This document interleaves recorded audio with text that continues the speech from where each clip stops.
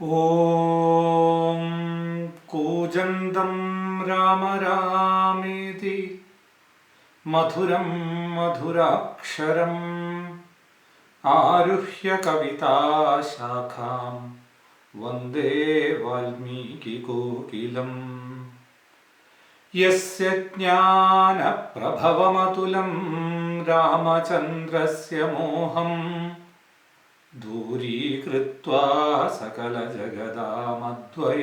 घोषितं च तं योगीन्द्रं निगमनिलयं ब्रह्मणः पुत्ररूपम् आनन्दाब्धिं गुरुवरमहं श्रीवसिष्ठं प्रपद्ये. Namaste and welcome to yet another episode of Yoga Vasishta online colloquium. This unique venture is brought to you by Tadvanam Ashramam as part of its Mahashivarathri celebrations, which is going to culminate on March 8th, 2024 at the Tadvanam Ashramam Kalladikkode, Palakkad. I request all of you to be present in that auspicious occasion to make yourself blessed. Over the past few days, we have discussed about various philosophical aspects of Yoga Vasishta, the message that Yoga Vasishta brings forth to the whole world, the way in which Rama is being mentored by Vasishta into the self-realization, the questions that Rama has, the trouble that Rama was undergoing through, and how Vasishta, through various stories and anecdotes, were trying to clear them off. Now, in the past episodes and in the future episodes, I would be using this word story very often. I just want to give you a warning that by the word story, it doesn't mean a fable. It doesn't mean a story that is created by somebody. Actually, these are stories, life histories of people, liberated souls. Be it Padma or Leela, be it Karkati, be it Janaka, be it Lavana, be it Shambarika, all these characters would have lived at some point of time, and these are, even though the names and places may vary, these are the real experiences of a person who has liberated. So don't ever get into the notion that these are mere stories for me to entertain myself or to understand my philosophy. These are actual pathways through which the Mahatmas have travelled, which has been documented for us to follow their footsteps. So from the very beginning we saw the story of Leela, the Leelovakhana, in which Padma and Leela discovers the mystery of the world and the life. We saw the story of Shambarika, the Lavana, who was confused about his own dream turning into a reality. We saw the story of Karkati, the Suchi, where the Suchi drops her body and becomes self-realized, even though she was a demon. We saw the story of Janaka. We saw the Saptabhumikas of Jnana and Ajnana, the knowledge and ignorance. So, Rama's interest in the subject was growing as Vasishta was giving these philosophical points to him in a way that he could understand. The problem with most of the philosophical texts are that they are very difficult to understand. And the peculiarity of Yoga Vasishta is that, as I told earlier, it is very poetically written. So even if you are not a Vedantic student, you still will be able to appreciate the text. It explains the principles as if it is very, very easy to understand and grasp. The complexity of this philosophy will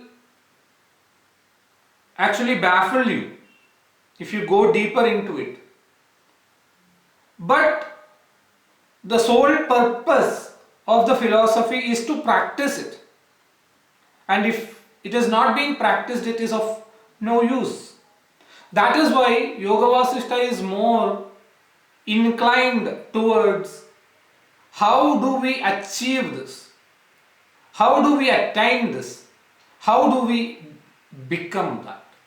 It is nothing to be achieved or attained.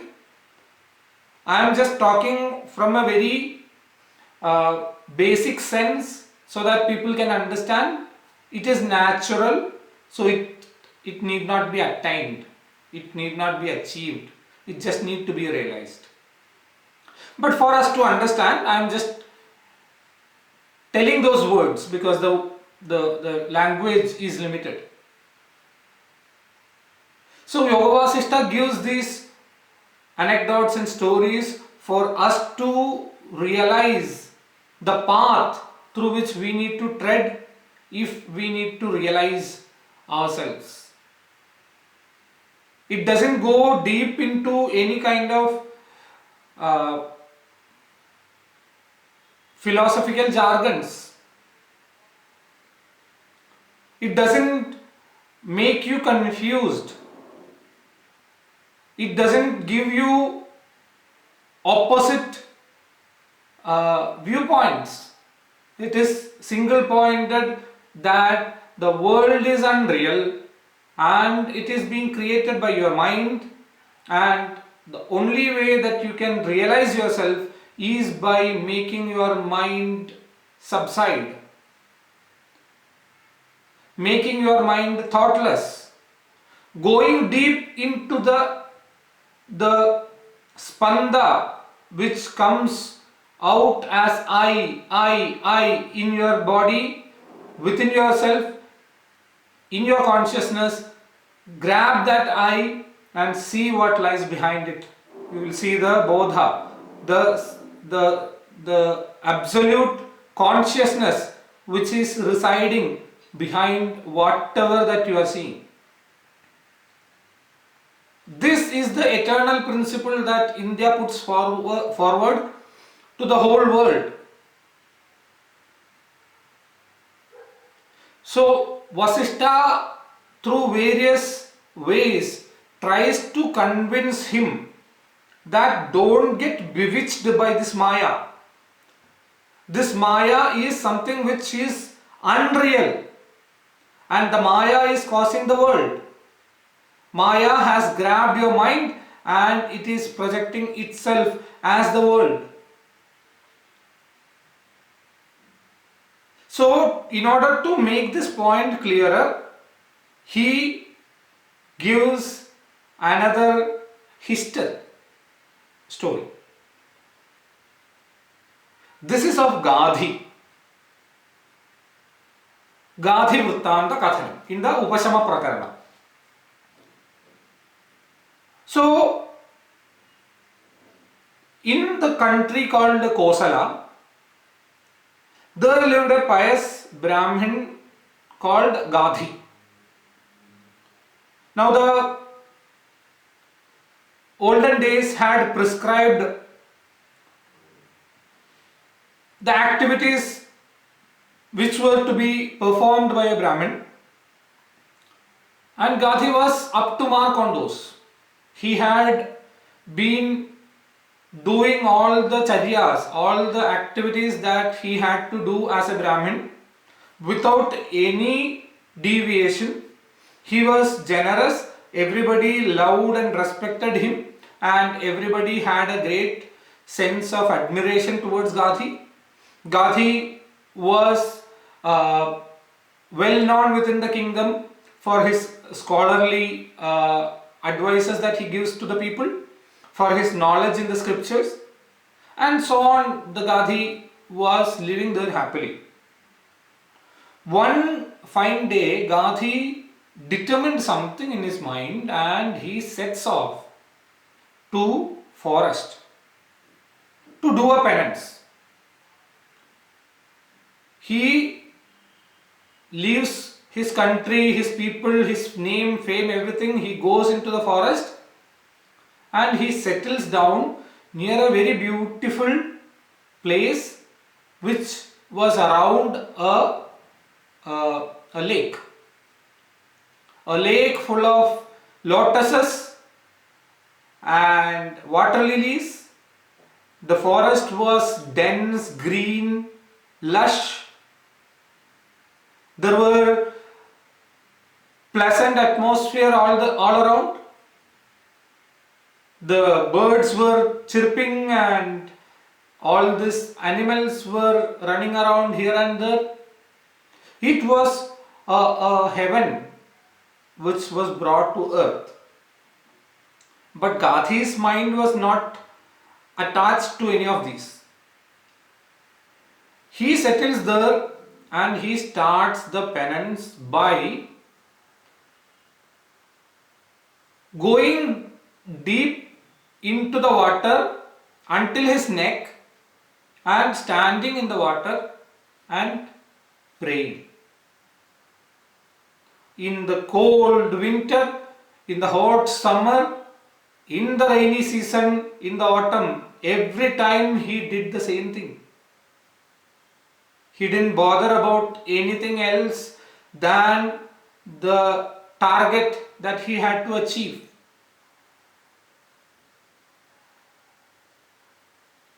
Eight months passed. 8 months he did this very troublesome, difficult penance. And Bhagavan Hari, Vishnu, comes in front of him. He was, his happiness found no boundaries. He was jumping with joy. He was so excited to see Bhagavan in front of him, and he started praising Bhagavan that, "Oh Vishnu, you are the preserver of the three worlds. I'm excited to see you. I'm so happy to see you. I prostrate before you 1,000 times," and so on. And Bhagavan asks Gadhi, "I am pleased with your penance. You may ask what you want." And then Gadhi tells what was in his mind. Gadhi says, "Everybody has told that this world is Maya, your Maya is bewitching, your Yoga Maya is bewitching. I want to see the Maya. I want to see how this Maya works.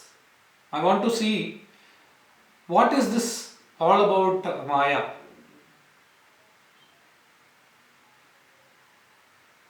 Bhagavan smiles as if he wanted Gadhi to reconfirm. Because most of the people want to get rid of the Maya, and here Gadhi wants to see the Maya. So Bhagavan says, "Okay, I'll show you the Maya in due course of time. After seeing it, you decide whether to have it or to leave it." And Gadhi agrees. And Bhagavan disappears. Gadhi stays there in that place itself for some more days. Few weeks and months pass by, and he was completely absorbed in that ecstatic mood of seeing Bhagavan, and he was continuously praying and worshipping Bhagavan Hari throughout the time that he spent in the forest near to that lake. One fine day, he goes to the lake and he takes a dip. At that time, he forgot himself and his mind traveled elsewhere. There, he saw that he had been in his house, the house he left when he left to the forest. He was in the house, but he was dead. Gadhi took a dip and then he wakes up to see this. In his house, he was dead. He was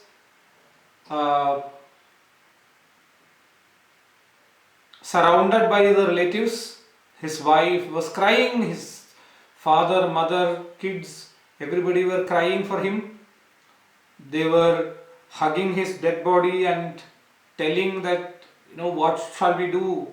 You have left, we have nobody else, and so on. And the body was taken to the crematorium and it was disposed of. And Gadhi then sees that he has entered into the womb of a Chandala lady, a lady who belongs to the Chandala caste. This Chandala lady was living in a village near the areas of Honas. And he grew inside the womb. After 10 months, he comes out as a baby boy, and this baby boy was very dark in complexion, very good to see. He was the pet of the whole village. He engages himself in various plays, and time passed by and he becomes older. He becomes 16. At this time, he marries a Chandala lady. Both of them enjoy their life. Both of them roam around in the forest. They go for hunting together. They both become very close to each other and they started enjoying the body. And after a while, kids are born. The kids were brought up, and so on. The time went by, and finally, this Chandala life of Gadhi, that body becomes old. So naturally, he thought, I need to now get some solitude. So once he realizes that he need to get the solitude, he goes into a forest, creates a parnashala, a hut, and he starts living there with his wife and kids. It so happened that during that time, everybody who was living with this Chandala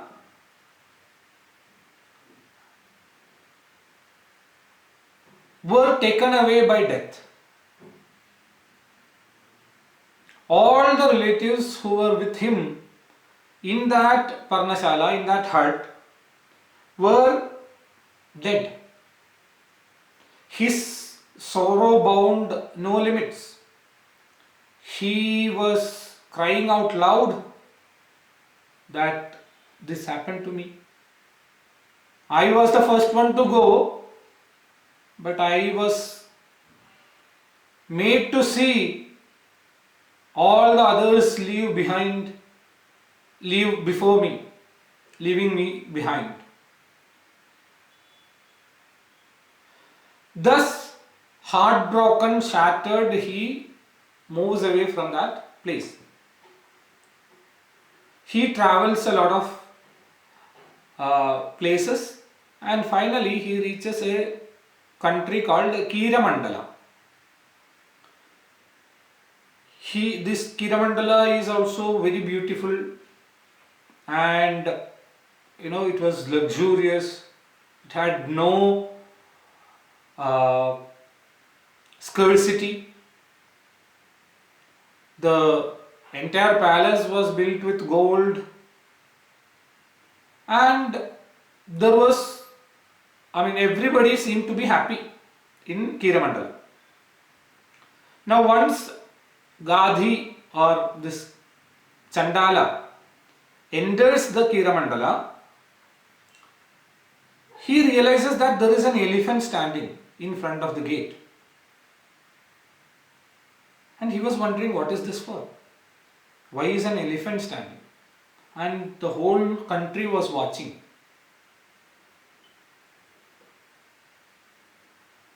As soon as he started approaching near to the elephant grabbed him with its trunk and placed him on its back. Before this Chandala could realize what was happening, the drums started beating, the conches and the shells were blown, and the whole country turned into a merryland. Chandala was not understanding any of these. Later, somebody comes to him and prostrates before him and tells that, "Long live Maharaja, long live the king." And he was quite surprised. The fact is that whole country, which was luxurious and it had abundance of everything, was undergoing a crisis. The king had died and they could not find a new king. So in order to get the new king, what they did was they placed an elephant, a beloved elephant of the king, in the gate of the kingdom. And the elephant was standing there for days without minding anybody who was coming that way.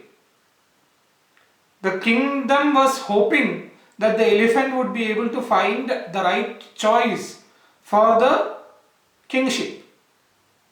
And as soon as this Chandala was taken and seated on his back by the elephant, the whole country was happy and they started to celebrate.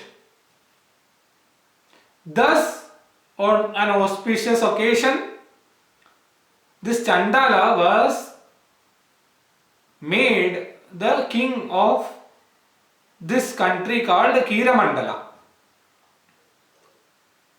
He was wise, he was old and he was wise.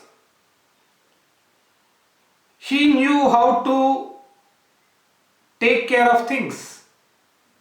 He was having good knowledge of administration.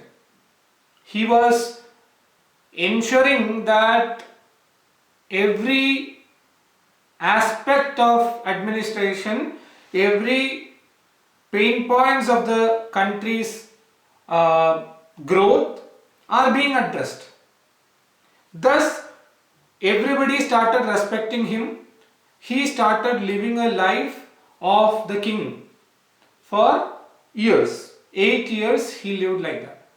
He maintained good rapport with the neighboring countries. He ensured that his country is upcoming in terms of the financial status of the people. He made sure that there are new projects, new plans which are being implemented. Thus, these 8 years he made this country called Kiramandala even more prosperous. And one fine day, the Raja, he undertook the name of Gavala. Okay, the official name which was given to him at the time of making him king, coronation, was Gavala. So one day Gavala was walking in the balcony of his palace. He was pacing up and down, thinking about something, that he saw a group of Chandalas sitting on the streets, and the Chandalas were very merrily singing with a single stringed lute. So Gavala was very much interested to see, because he is a Chandala in this birth. So Gavala was watching them. That red-eyed, a huge Chandala got up from that group. He came next, just below the balcony, and he said, "Hey Kadancha, what are you doing there? Don't you remember me? I am your so and so." And started talking to the king, the old stories of the king when he used to live in that village of Chandalas. Now this was overheard by almost everybody in the palace.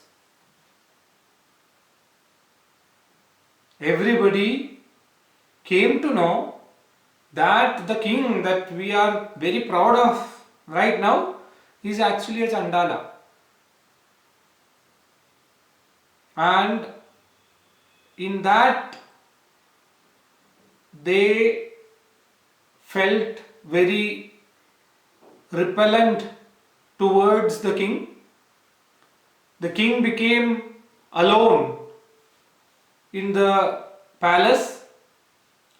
The others didn't know what to do, because they made a mistake of making this Chandala as a king without inquiring about his past or anything. They made this guy as their king, and they made him rule for 8 years. So finally, all of the people, including his wives and the Brahmins of the country and the ministers, everybody decided that there is no penance for this. There is no way to get rid of this shame, and we all are going to die.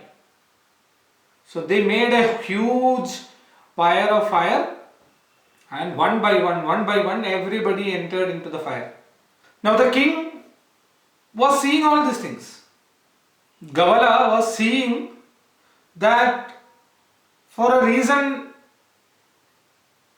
not of his own,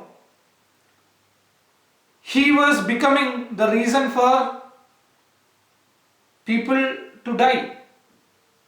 He was not at fault. He wasn't chosen as the king because he forged something.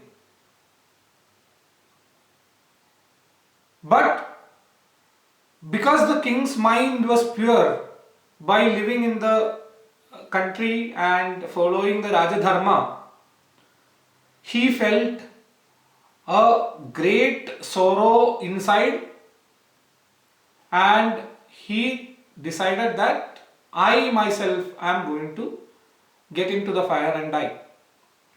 Even though it's not a reason, it's not because of me. Somehow my name is related with this tragic event. So there is no point in me living here as a king anymore. With all these people gone, let me also die. Thinking so, Gavala entered into the fire that Gadhi woke up. He woke up from the water. Remember, Gadhi had taken a dip, and then the story began of him dying, he getting into the womb of the Chandala lady, and from there on, Gadhi woke up from his dream or his imagination. He woke up and he came out of the water. He thought, what just happened? I lived almost a life. When I went into the water, this definitely something is wrong with my mind. Maybe because of my sleep or the food. I might be getting these dreams. Thinking so, he came out of the water and he started living in the ashrama for some time. In the cycle of events, it so happened that one day an atithi, a guest, came to his hut near that beautiful lake. As you know, atithi is a person who does not intimate you and come. One who comes by chance is called atithi. And in Indian philosophy, in Indian culture, atithi is being considered as God himself. So this guest was invited and he was offered food and drink and a place to live in the hut by Gadhi. While after the dinner, while they were discussing about many things, Gadhi observed that the atithi, that person who had come, was very lean. He seemed to be tired. He seemed to be exhausted. So Gadhi couldn't resist asking, I observe that you are very lean and very tired, very skinny. What happened? Is there something that I need to know, I can help? And the atithi started telling his story. Oh dear friend, what to say? I got into this. That much only I can tell. I used to wander from place to place. And once I reached a kingdom called Kiramandala. In that kingdom, I lived happily. Everything was perfect. Things were happening, very meticulously. The whole country was prosperous. Everybody gave respect to me. I lived there among other Brahmins by doing small work. And I lived there for months. One fine day, somebody came and started telling me a story of their country which got me into this situation. that guy came and told, hey, this country was not like this. Now its power and its fame, its prosperity has reduced actually. This was even more prosperous when a king called Gavala used to rule here. But unfortunately, after 8 years of his rule, the country discovered that he was a Chandala. By being ashamed of living in a country which was ruled by Chandala, all the Brahmins here, all the ministers, all the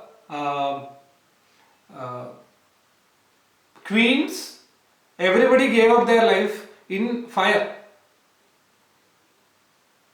And that king himself, when his secret was revealed, he himself felt bad and ashamed, and he also died.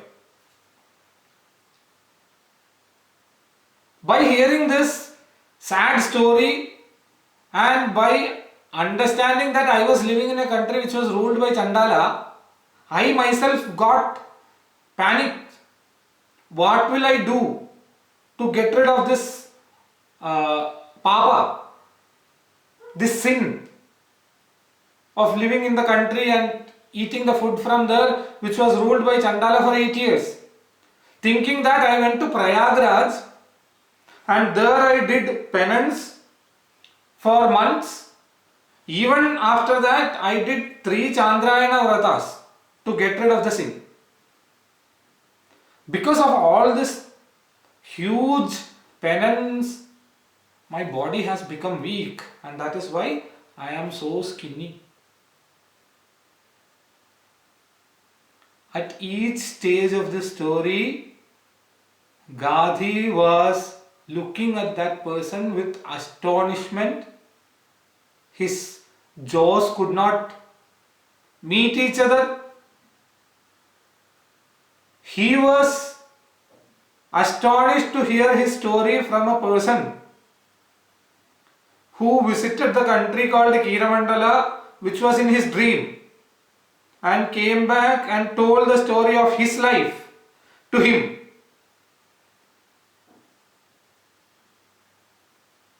Gadhi didn't know how to understand this. So Gadhi decided, let me go and see. So he goes to the Huna kingdom, to the village where he was born in the dream, and he finds that village there, like how he dreamt. The cottages, the relatives, the kin and kith, everybody were there as he dreamt.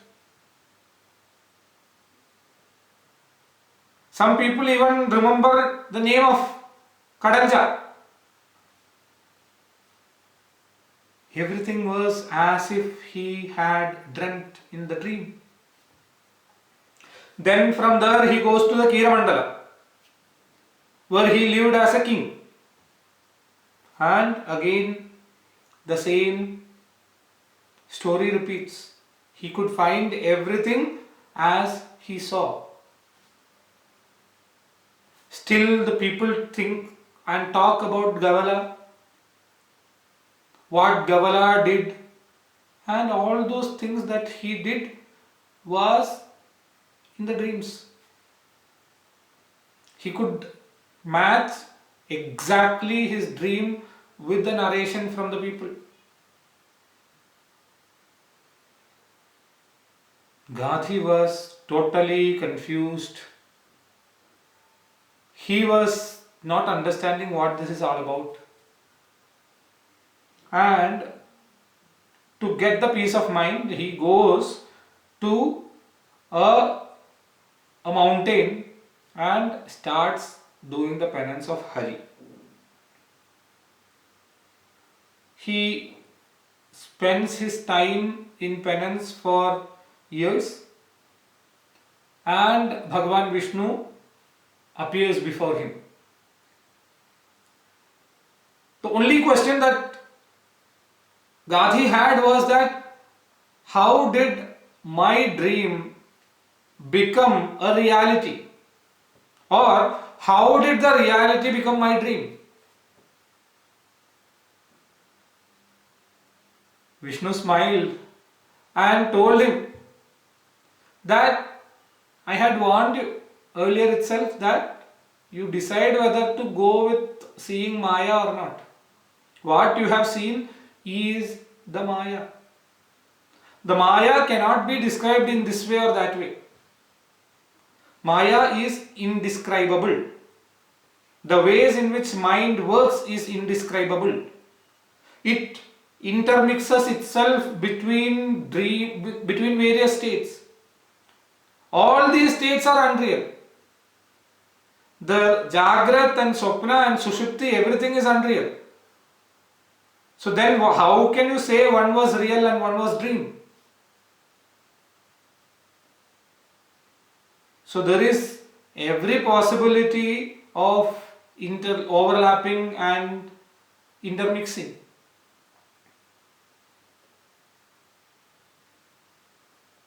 This whole world is in the mind. The mind contains the bija or the seed for the world. How? In your dream, you project a world. You live there. You enjoy. You have all bodily experiences, all mental traumas, all ecstasies in the dream. If this time and space that you created in the dream was not present in your mind, how can they get projected? So the fact is that the time and space and everything else is within the mind. In the dream, it projects for a short period. In the Jagrat, in the waking state, it projects for a longer period. That is the only difference. That is the only difference. The mind contains all the ingredients to create the world. Even in some scriptures, the mind is being equaled to Brahma, who is the creator, because mind is the creator. The mind is the reason for projecting the world, for creating the world. Like a big banyan tree resides in a small seed. Likewise, this Ananta Koti Brahmandas reside in your small mind. Your mind is actually a small portion of the world mind, the Prapancha Manas.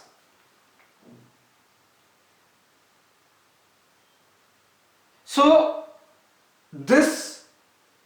how this mind operates, what it projects, how it projects, is all which does not have any rule, any reasoning, any particular law to follow.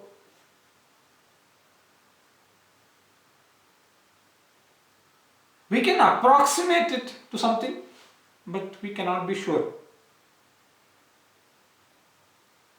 This is like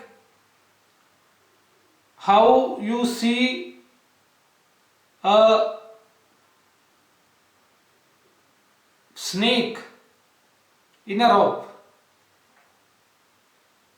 Vedanta always gives various nyayas or ways in which people can understand the reality.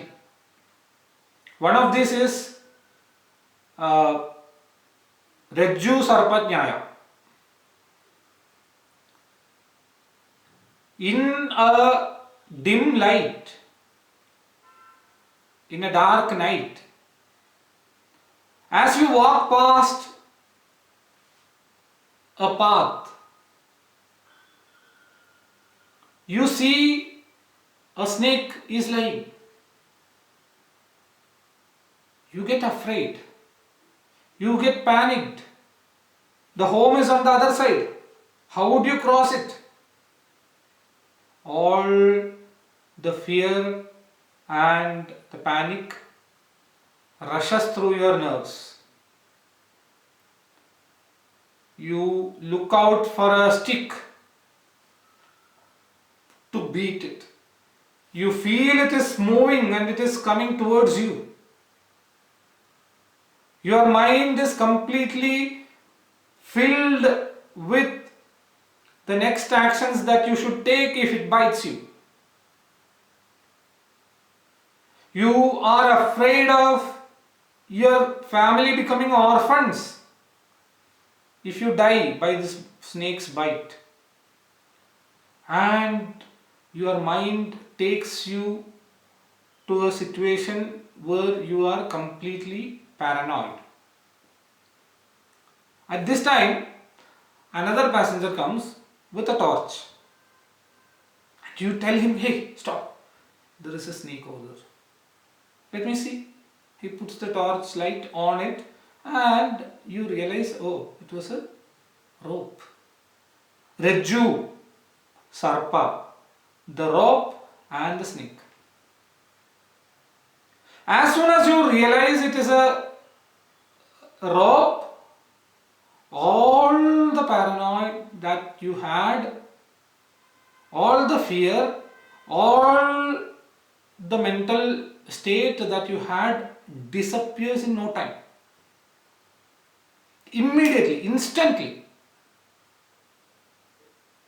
Likewise, the Vedantins say, you are, because of your avidya, your maya, your ajnana, your identification with anything other than Atman, your mind and its sankalpas, you call it in any name, but at the end it all is the same. You are in a bhrama, you are in an illusion that this world appears. When the torchlight of jnana, of vichara falls, you would realize, oh, this was Brahman. I thought this was camera. I thought this was him. This was that. Actually, everything is Brahman. There is nothing called world. There is nothing else apart from me. There is nothing other than consciousness that exists in the world. Your fear goes away. Your raga and dvesha goes away. All the anxieties, all the fears, all the mental stress, struggle, strain that you have been having to make this unreal world work, to live in this unreal world, to earn the livelihood, to get your kids grown, to repay your loan. The fear goes away. You realize that this is something which is not essential. It does not have essence. The essence is in the self, in the Atman. At that stage, when you settle, don't think that the world will not move. The world will keep moving. But for him, it is like a play. Like a father plays with a child, uh, you know, in a inact in an inaction. So the father plays as if when the child shoots, he acts as if he gets shot, or he when the child comes as an elephant, he acts as if he is afraid. The father knows this is unreal. This is no, this is a play. This is nothing that is which has a value. But just to please the kid, he plays, he enacts, he took the form that is pleasing to the child. In a similar fashion, a jnani lives in the world. He knows this is a play. He knows this is not something which is real, which he has to bother about. But still, he lives just for the sake of other ajnanis who are still believing this is real. He wouldn't take any stress. He wouldn't take any strain. He wouldn't make himself out of the way, lose his peace to gain anything, to lose anything. He would accept what comes and what goes. He would accept things as they are without having any prejudice on it. He would take the natural course of life and go where it takes him. This is a wonderful idea, wonderful practice, wonderful paramparya or heritage that our rishis have passed on to us. The moment you realize yourself, you are becoming worthy of whatever the great rishis have envisioned about each man becoming divine. Hence, Hari says, this world, whatever you saw was Maya. There is nothing that can define it. There is no way that you can say it will act like this or that. Maya is creating and destroying the worlds on its own will. And what lies as the base for Maya, what does not change when Maya changes everything, what is the primal cause from where even Maya appears, that is you. Tat-tvamasi.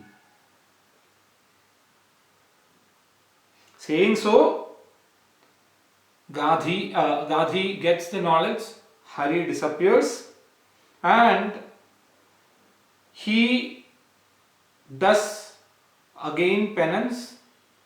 Gadhi goes into deep penance for another 10 years, after which he attains the self-knowledge and he becomes a liberated person. So, through this story, through this history, Bhagavan Vasishta is explaining to Rama once again how the world appears and makes him think what is the use behind going into the or trying to identify the secrets of Maya. Earlier he told, in the last episode we saw that Vasishta telling Rama that it is not important how the Maya came, how it works. More important is how to get rid of it. And in this story, again the same principle is being told, that there is no way in which you can define how Maya works, and there is no way that you can control the Maya other than controlling your mind. Mind you can control. It is difficult. Asamsayam mahavaho mano durnigraham. It is difficult to control. But abhyasa and vairagya, these two will help you to control the mind. Once the mind becomes under your control, once you get the chitta jaya, then you have done with the Maya. Maya is already one. Maya is nothing but mind expressing itself outside. Mind multiplying. Moksha is nothing but the mind subsiding. Like how the waves are coming in the ocean. I think I have told this earlier also. When the thoughts, the wind of thoughts hit it, similar way in the ocean of Brahman, when the thoughts hit, the Maya appears, the Sankalpas appear, the world appears. Like bubbles in ocean, this world appears and disappears.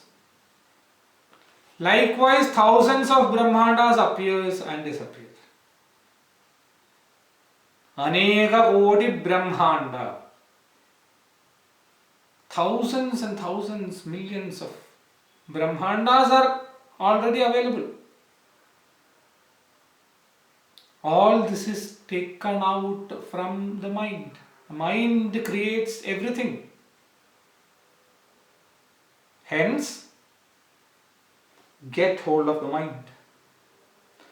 Make it the center of your effort to get the mind thoughtless. You have to keep remembering yourself, your nature, what you are. Inquire about that. This self-inquiry will lead into the mind getting lost, the mind becoming dead, the mind no more bothering you. And once you have that clear, you are there. You have attained mukti. So through this way, Vasishta explains to Rama once again the nature of the world and the transient nature of whatever is seen. Rama is certainly understanding what Vasishta is saying. His mind is becoming more and more eager to listen to different aspects of this philosophy. He asks a lot of questions back to Vasishta for him to answer them. Vasishta also takes pleasure in explaining to Rama, a worthy disciple, about this Atma Tattva or the self philosophy. So likewise the Yoga Vasishta again continues. Majority of this philosophical aspects of the Advaita are coming at various places of Yoga Vasishta. So some of these would be repeating in itself. So that is intentional to ensure that people get the crux of the philosophy without any doubt. Like how the teachers in the primary school, they repeat a song or a syllable n number of times to get it into the head of the small kid who is sitting in front of her or him. The same way rishis with that kind of kindness is giving us the same principle over and over and over through various ways, through various stories, through various anecdotes, through various possible ways in which a human can interpret it. Just so that we get a glimpse of it, just so that we are intrigued by it, just so that we try our level best to gain that, just so that we get liberated. They have nothing to earn, nothing to lose. They have reached this stage already. They already have attained liberation. Then what do they care? They care because of pure compassion. They cannot see this world and the beings of the world suffering when there is an easy way to get out of it. Out of this compassion, they have written these scriptures like Yoga Vasishta for us, for the Alpajñas, for the Mandabuddhis, to understand a little bit of what this great philosophy can show us. So let us make use of it.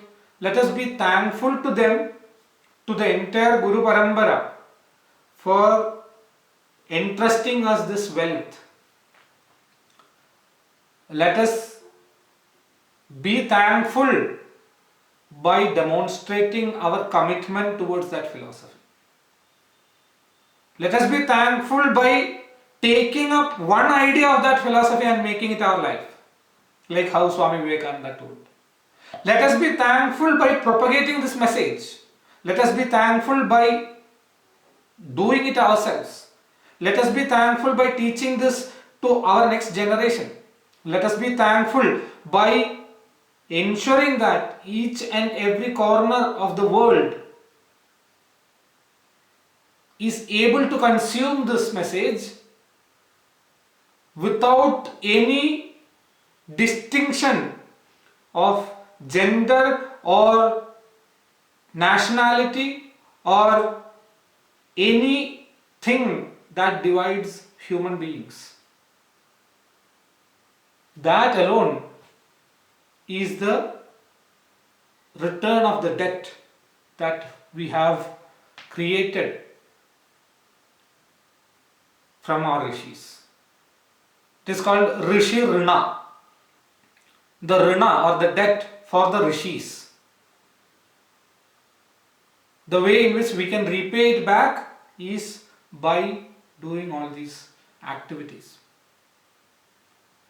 That is the reason why Tadvanam Ashramam continuously engages in the propagation of these ideas, of this great knowledge, of our scriptures, of our Vedic rituals. So please ensure that you are supporting it in whatever ways you can. Physically, mentally, financially, and any other means that you can find to support this great initiative. So until we meet again with a newer interesting stories and anecdotes and histories. Until we meet again, Namaste, Hari Om, Tat Sat.